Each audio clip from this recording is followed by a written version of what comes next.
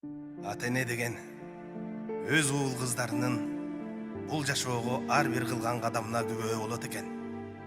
Ошого кубанып жана ошого шыктанып жашайт экенбиз.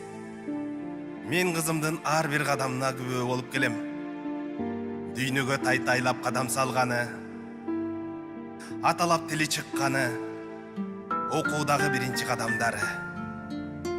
Ал эми бүгүн турмушка кадам таштаганы турат. Бактылуу бол, кызым.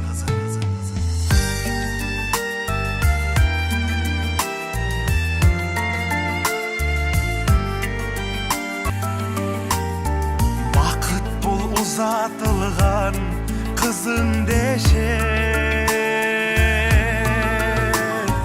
теңиңден ажырабай бүтүн болуу,